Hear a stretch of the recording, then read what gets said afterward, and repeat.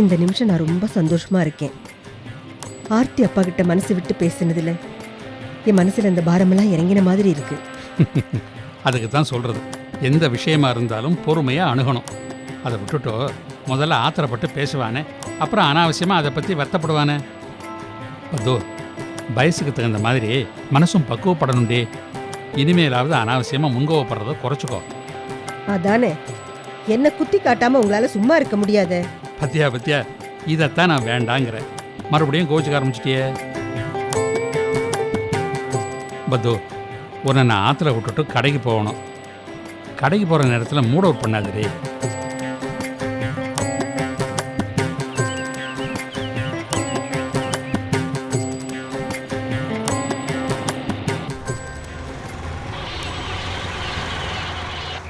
என்னப்பா என்னாச்சு? ஏன் வண்டி நின்றுடுத்தோ? தெரியல சார், பார்க்குறேன். ஒரு வாரமாக வண்டியை சர்வீஸுக்கு விடணும்னு சொல்லிகிட்டே இருக்கேன், கேட்டா தானே?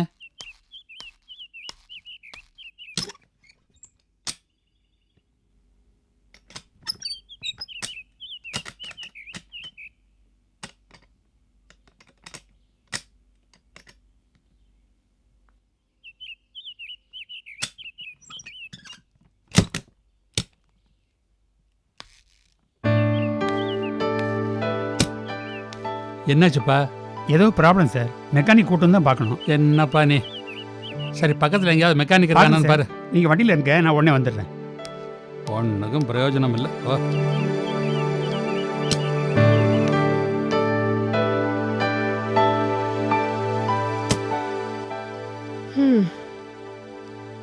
என்ன இந்த ஏரியாவில் தானே நம்ம ஷியாம் சர்வீஸ் ஸ்டேஷன் வச்சுட்டு இருக்கான்? நன்னா இருக்கடி. என்னமோ தெரியாத மாதிரி கேட்குறிய. அன்னைக்கு பதுங்கி வந்து தானே நின்று பார்த்தேனே. அன்னைக்கு போய் அவனுக்கு வாழ்த்து சொல்லிட்டு வந்திருக்கலாம். நீங்க போகலாம் தான் சொன்னேன், நான் தான் வேண்டான்னு தடுத்துட்டேன்.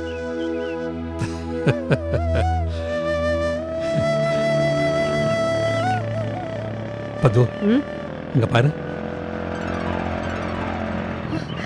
நம்ம ஷியாம் வரானா?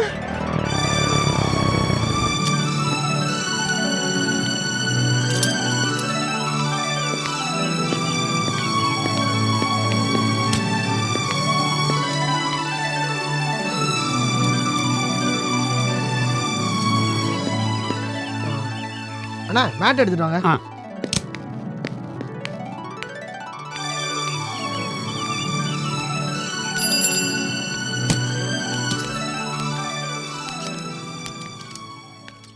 ஷியாம்,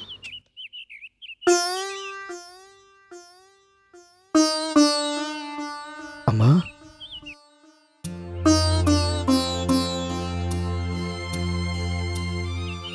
நல்லா இருக்கியாடா? இருக்கம்மா. நீங்க எப்படிமா இருக்க?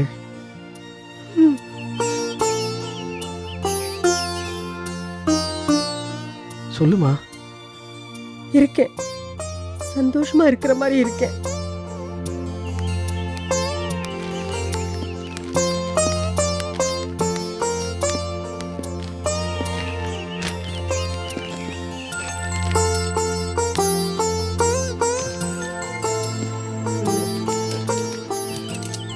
அண்ணா டூல்ஸ் எடுங்க.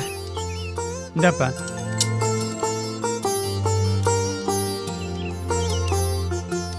நான் 8ஆம் நம்பர் ஸ்பேனர் கொடுங்க. தரேன்.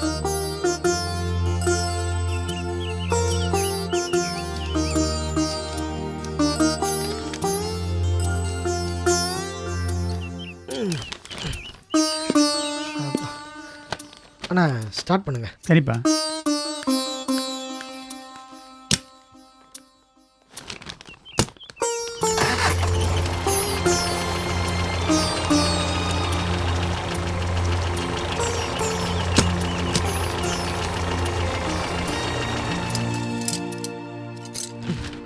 சரி நான் வரேன். ஷியாம், எவ்வளவு கொடுக்கணும்?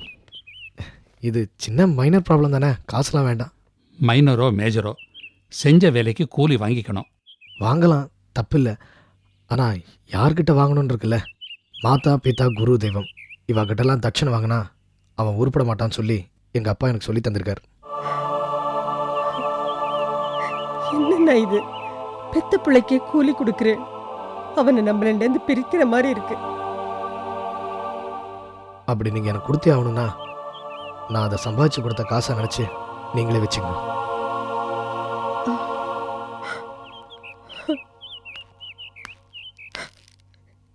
எப்படி வேர்த்திருக்கு. நான் ஏதாவது தப்பா பேசியிருந்தா என்ன மன்னிச்சிடுறா. அம்மா, நீ ஆத்துக்கு வந்து போயிட்டு இருந்தா நான் ரொம்ப சந்தோஷப்படுவேன்.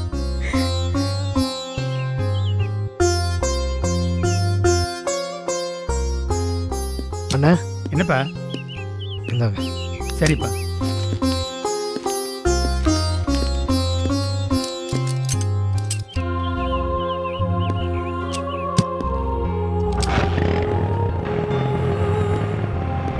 வரமா வரப்பா. பாத்தேளா, பதிலே சொல்லாம போயிட்டு இருக்கான். அவனுக்கு என் மேல இன்னும் கோபம் தீரல. அசடே, அவனுக்கு உன் மேலே கோபம் இருந்ததுனாக்க நாம் கொடுத்த பணத்தை வாங்கிக்கிண்டு நீ யாரோ நானாரோன்னு போயிருப்பாண்டி. அவன் அப்படி செய்யலையே. எதுக்கு வீணாக கிடந்து வருத்தப்பட்டு இருக்க? பத்து, உன் பிள்ளை சம்பாதிச்சு கொடுத்த முதல் பணம் பத்திரமா வச்சுக்கோ. யாரு தத்தாரியா திரிவான்னு நினைச்சோமோ அவன் பொறுப்பாளி ஆயிட்டான். யாரு பொறுப்பா இருப்பான்னு நினைச்சோமோ அவன் தத்தாரியா திரிஞ்சுட்டு இருக்கான். ராகவனை சொல்றியா? அவன் தலையெழுத்து, யார் என்ன பண்ண முடியும்? என்ன அவனுக்கு நாம ஒரு பிசினஸ் வச்சு கொடுத்தா என்ன? ஏன் ஷாமுக்கு நாமளா பிஸ்னஸ் வச்சு கொடுத்தோம்? அவனா முட்டி மோதி முன்னேறி வரல? அது மாதிரி அவனும் தானே ஏதாவது ஏற்பாடு பண்ணிக்கட்டும். ஸ்பூன் ஃபீடிங் பண்ணி தாண்டி அவனும் கெட்டு குட்டிச்சவராயிருக்கான். வண்டி எடுப்பா.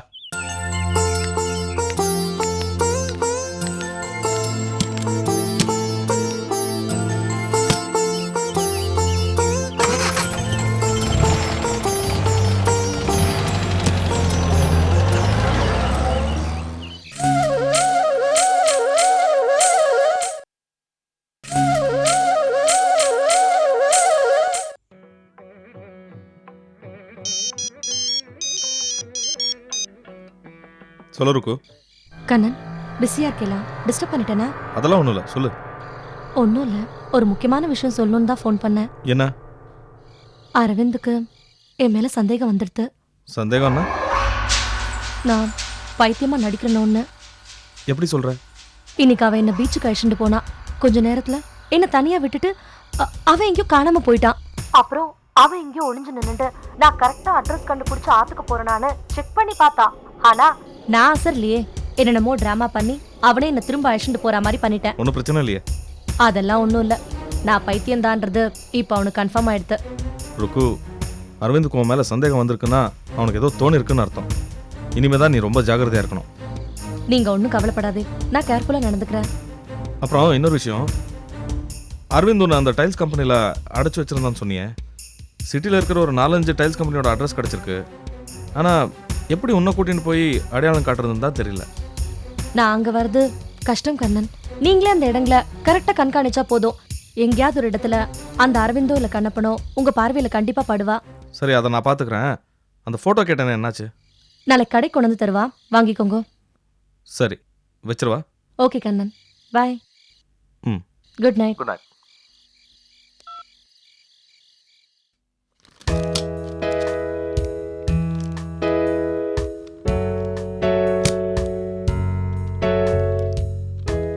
யாருக்கு இங்க செக்? என்ன ஆர்த்தி, மறந்துட்டியா? நம்ம சர்வீஸ் ஸ்டேஷனோட ஃபர்ஸ்ட் டியூ இது. ம், ஆமாங்க. இப்பதான் ஓபன் பண்ண மாதிரி இருக்கு. அதுக்குள்ள 1 month ஆயிடுச்சுல? ஆமா ஆர்த்தி. ஆர்த்தி, நாளைக்கு எனக்கு ஒரு முக்கியமான வேலை இருக்கு. அதனால இந்த செக்கை கொண்டு போய் பேங்க்ல போட்டுறேன். சரிங்க. சொல்ல மறந்துட்டேனே, இன்னைக்கு எங்க அப்பா அம்மாவை பார்த்தேன்.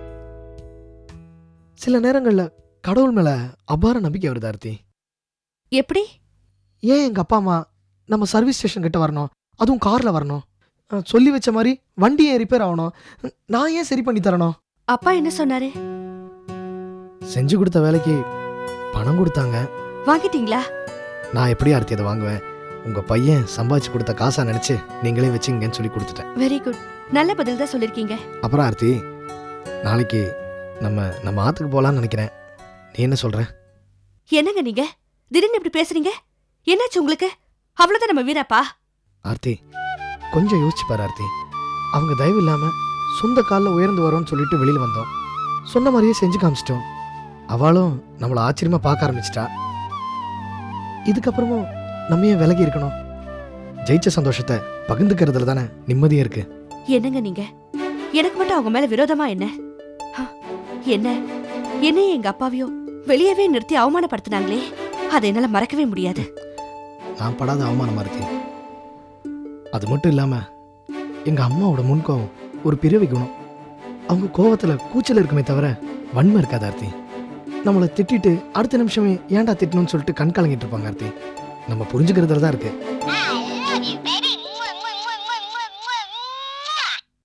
ஹலோ மாப்பிள்ளையா, எப்படி இருக்கு? சௌக்கியமா? நல்லா இருக்கேன். நீங்க எப்படி இருக்கு? நான் நல்லா இருக்கேன். இதோ கொஞ்சம் இருங்க, ஆர்த்தி கிட்ட கொடுக்குறேன். உங்க அம்மா. ஹலோ. என்ன ஆர்த்தி, மாப்பிள்ள கோவமா இருக்காரா? என்கிட்ட சரியாவே பேசல. அதெல்லாம் ஒண்ணும் இல்லம்மா, நீ சொல்லு. அதுவாமா, ஓ மாமனாரும் மாமியாரும் நம்ம ஆத்துக்கு வந்திருந்தா. அம்மா. ஆமா, என்ன ஆச்சரியமா இருக்கா? என்ன சொன்னா? உங்க அப்பா மூலமா கண்ணனுக்கு ஒரு வரன் அமைஞ்சதோனோ, அதுக்கு தேங்க்ஸ் சொல்லிட்டு போக வந்தா. உன்னை ஆத்த விட்டு வெளியே அனுப்புறது தப்புன்னு அவ புரிஞ்சுட்டாடி. தப்புக்கு வருந்தான்னு அவ முகமே காட்டி கொடுத்துடுத்து. பாவண்டி அவ. நீயும் மாப்பிள்ளையும் ஒரு தடவை அவ ஆத்துக்கு போயிட்டு வந்துருக்கோ என்ன? சரிம்மா. என்னங்க, நாளைக்கு உங்களுக்கு என்ன அவசரமான வேலை இருந்தாலும் அதெல்லாம் ஒதுக்கி வச்சுட்டு நாளைக்கு நம்ம உங்க ஆத்துக்கு போறோம். சாரி, நம்ம ஆத்துக்கு போறோம். சரியா?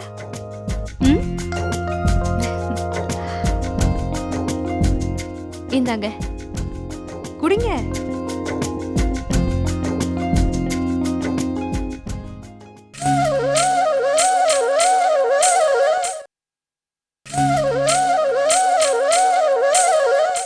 மாப்ள, டாக்டர் கிட்ட மருந்த பத்தி விசாரிச்சிங்களா? டாக்டர் கிட்ட எல்லாமே விசாரிச்சேன். மருந்து கொடுத்து 1/2 மணி நேரத்துல எல்லாமே கிளியர் ஆயிடும்னு சொன்னாங்க. நீங்க சொல்ற மாதிரி எதுவும் நடக்கல. சௌந்தர்யா டாக்டரை போய் பாத்திருக்கா. குழந்தை ஆரோக்கியமா இருக்குன்னு சொல்லியிருக்காரு. அத்த, நீங்க கவலைப்படாதீங்க. டாக்டர் என்கிட்ட ஒரு ஐடியா சொன்னாங்க. அதுபடி நாம நடந்துக்கிட்டோம்னா எல்லாமே கிளியர் ஆயிடும். என்ன ஐடியா சொல்லுங்க. அத்த, நம்ம சௌந்தர்யாவை எப்படியாவது டாக்டர் கிட்ட கூட்டிட்டு போயிடுவோம். அங்க கூட்டிட்டு போனதுக்கு அப்புறம் கூல் ட்ரிங்க்ஸ்ல மயக்க மருந்து கலந்து கொடுத்துட்டு அவன் மயக்கமாயிடுவான். அப்புறம் அவளை நல்லா செக் பண்ணி எல்லா டவுட்ஸையும் கிளியர் பண்ணிக்குவோம். நீங்க சுலபமா சொல்லிட்டீங்க. அவ ஹாஸ்பிட்டலுக்கு வரதுக்கு ஒத்துக்கணுமே. ஓ, இப்படி ஒரு சிக்கல் இருக்குல்ல. நான் ஒரு ஐடியா சொல்றேன். சொல்லுங்க. இப்போ உங்களுக்கு உடம்பு சரியில்லைன்னா சௌந்தர்யா ஹாஸ்பிட்டலுக்கு வருவான்ல? வருவா. ஆனா எனக்கு தான் உடம்பு நல்லா இருக்கே. ஐயோ அத்தை, உங்க உடம்புக்கு ஒன்றும் ஆகல. ரொம்ப நல்லா தான் இருக்கீங்க. நான் சொல்றது ஆக்டிங், நடிப்பு. கொஞ்சம் நடிங்க அத்தை. இப்போ மனோரமா ஆட்சியை பார்த்தீங்களா? இந்த வயசுல எப்படி நடிக்கிறாங்க. நீங்க என்னத்த டிவி பார்க்குறீங்க, படம் பார்க்குறீங்க, எதுக்கும் லாய்க்கு இல்லை அத்தை. நடிக்கணும் அத்தை. அத்தை, சௌந்தர்யா வரா, நடிக்கணும். புரியுதா? அத்தை, என்னத்த நீங்க எனக்கு நெஞ்சு வலி, உடம்பெல்லாம் வலிக்குது, மூச்சு விட முடியல, இப்படிலாம் சொல்றீங்க. ஆனால் டாக்டர் கிட்ட மட்டும் வர மாட்டேங்கிறீங்க. இதை பாருங்க, நாளைக்கு அப்பாயின்மெண்ட். நீங்க என் கூட வரீங்க. என்ன டாக்டர் அது இதுன்னு? சீனு, என்னாச்சு? வா, இப்போ வாமா. வேலை வீட்டு இல்லாம ஊரெல்லாம் சுத்திக்கிட்டு இருக்கீங்க. கொஞ்சம் பொறுப்பா நடந்துக்கோமா. உங்க அம்மாவுக்கு உடம்பு முடியல, அது உனக்கு தெரியுமா? சவுண்டு. எனக்கு இருக்கிறது ஒரே ஒரு அத்தை, 2 அத்தையா இருக்காங்க. அவங்க உடம்பு யார் பார்த்துப்பாங்க? நான் தான் பார்த்துக்கணும். அம்மா, அத்தை, நாளைக்கு எல்லாம் அப்பாயின்மெண்ட். நீங்க என் கூட வரீங்க. அம்மா, என்னாச்சு? என்ன சொல்றாரு? ஆமாமா, கொஞ்ச நாளாவே எனக்கு உடம்பு சரியில்லை. உனக்கு இருக்கிற பிரச்சனையில சொல்ல வேண்டானுதான். அதுவும் இல்லாம டாக்டர் மருந்து அது இதுன்னு செலவாகும்ல. என்னம்மா நீ? உன்னை விட எனக்கு பணம் காசா முக்கியம். நாளைக்கு எந்த டாக்டர் கிட்ட அப்பாயின்மெண்ட் வாங்கியிருக்கீங்க? Doctor Kulothungan, lady doctor, gynaecologist. Kulothungan lady டாக்டரா? என்ன? Mrs Kulothungan, lady doctor, gynaecologist. சும்மா இப்படி கேள்வி கேட்டுக்கிட்டே இருக்காதீங்க. அத்தை, உங்களை யார் அத்தை பார்த்துக்க இருக்கா? நான் ஒருத்தர் தானே அத்தை இருக்கேன். ஒரே ஒரு அத்தை. உங்களை நான் தான் பார்த்துப்பேன். நாளைக்கு காலை இங்க வருவேன். 9:30க்கு அப்பாயின்மெண்ட். நீங்க என் கூட வர்றீங்க. இல்ல சீனு, நாளைக்கு அம்மாவை நான் ஹாஸ்பிட்டல் கூட்டிட்டு வந்துடுறேன். நீங்க நேரா ஹாஸ்பிட்டலுக்கு வந்துருங்க. நீங்க கூட்டிட்டு வர மாட்டீங்க, உங்களுக்கு நிறைய வேலை இருக்கு. இல்ல சீனு, நான் அம்மாவை கண்டிப்பா கூட்டிட்டு வரேன். கண்டிப்பா கூட்டி வரீங்களா? கண்டிப்பா வரேன். எத்தனை மணிக்கு அப்பாயின்மெண்ட்? 9:30க்கு. சரி, நான் அம்மாவை நேரா ஹாஸ்பிட்டல் கூட்டிட்டு வந்துடுறேன். நீங்க வருவீங்களா? நான் வரேங்க. நான் அம்மாவை கூட்டிட்டு வந்துடுறேன். நீங்க வருவீங்களா? நான் வரேங்க. அத்தை, வரேன்ட்டாங்க. எல்லாம் கிளியர் ஆயிடும். என்னம்மா, எத்தனை நாளா முடியல? ஒரு மாசமாவே இப்படித்தாமா இருக்கு. ஏமா என்கிட்ட இருந்து மறைச்ச? சரி, சாப்பிட்டியா? இல்லம்மா. இரு, ரசம் சாதம் கரைச்சு கொண்டார. சரி. ரெஸ்ட் எடுத்துக்கோ.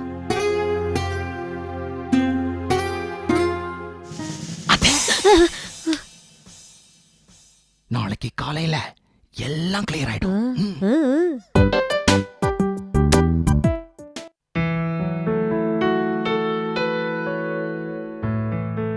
இந்தா ராகவா, இன்னொரு தோசை போட்டுக்கோ. வேணாமா, போதும். பியூ பண்ணிக்காதடா. உன் பசி இங்க எல்லாருக்கும் தெரியும். நன்னா சாப்பிடு. தாத்தா, திஸ் இஸ் டூ மச். உன் பசிக்கு தானடா சொன்னேன். ஏன்டா நீ தப்பா எடுத்துக்கிற? சும்மா நடிக்காதீங்க. இந்த வீட்டில் நான் தண்டமா வெட்டியா உட்காந்து சாப்பிட்றேன். அதை நீங்க குத்தி காட்டுறீங்க, அப்படிதானே? டேய், இப்போ அவர் என்னடா சொல்லிட்டார்? நீயா வீணா ஏதாவது கற்பனை பண்ணிட்டு பேசாத. இது ஒன்றும் கற்பனை இல்லை, நான் கரெக்டாக தான் பேசுகிறேன். நீங்கள் எல்லாருமே என்ன தண்ட சொல்ல தான் பார்க்குறீங்க. காட்டுறேன், நான் யாருன்னு காட்டுறேன். இதுக்கு ஒரு கம்பெனிக்கு இன்டர்வியூ போகிறேன். அதை சக்ஸஸ்ஃபுல்லாக முடிச்சுட்டு உங்கள் எல்லாருக்கும் வந்து பதில் சொல்கிறேன்.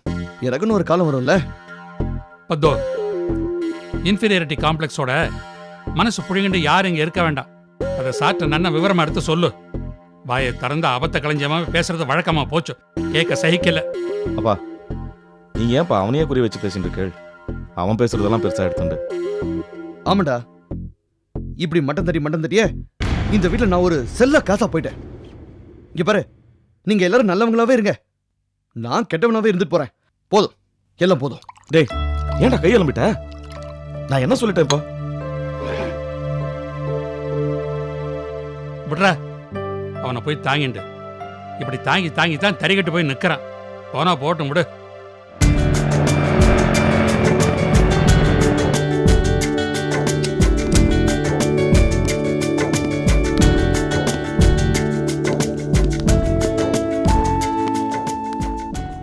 அம்மா, என்ன ஷியாம் ஆர்த்தி வரா. வா ஷியாம். வாடா வாங்க, ஷியாம். வாங்க.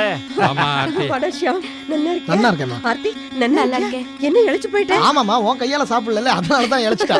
சரி, வா வா, உட்கார்ந்து டிஃபன் சாப்பிடு. ஷியாம், நீயும் டிஃபன் அம்மா சாப்பிடு. நீங்க உட்காருங்க, நான் பரிமாறுறேன். இல்ல இல்ல, நீ உட்காரு. வாடா, உட்காருடா. இருக்கட்டும்மா. உட்காருங்க. என்னடி இது, படுத்துற. அப்பா, நீங்க எழுந்துட்டேன். நீ உட்கார்ந்து சாப்பிடு. உங்க அம்மாவை சாப்பிட வை. அவளை கவனிச்சுக்கத்தாண்டா ஆளே இல்லை. ஏன் அண்ணாவோடவா? டேய், கண்ணன் ஒருத்த மாத்திரம் பத்மஜாக்கு பிள்ளை இல்லை. அவனை தவிர 2 பிள்ளைகள் இருக்கள். அம்மா, நீ கவலைப்படாதம்மா. இன்னும் கொஞ்ச நாள்ல என் சொந்த முயற்சியில பேங்க் கடன்லாம் அடைச்சிட்டு நாங்க 2 பேரும் இங்கேயே வந்துடுறோம். என்ன அர்த்தம் சொல்ற? நிச்சயமாமா, எங்க பிளானே அதான். எனக்கு நல்லா தெரியும்டா, நீ தூரத்துல இருந்தாலும் உங்க ஞாபகம் எல்லாம் எங்களை சுத்தி தான் இருக்கும். ஹலோ ராகவா, நான் பூபதி பேசுறேன்டா. சொல்டா. இந்த குப்தா ஃபேப்ரிக் ஆட் இன்டர்வியூ வந்துருக்கடா. எப்படியே முடிச்சு கொடுத்துட்றா. அது என்னோட ரெஸ்பான்சிபிலிட்டிடா.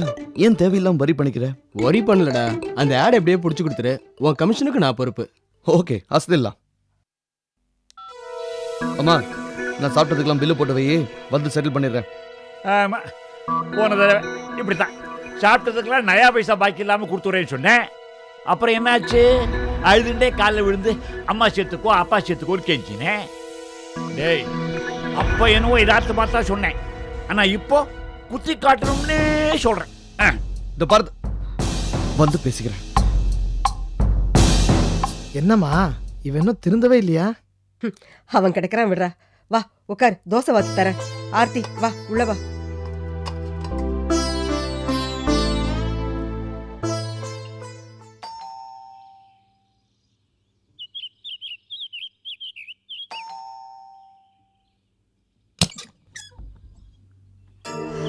என்ன சதீஷ், காலையிலே வந்துட்ட?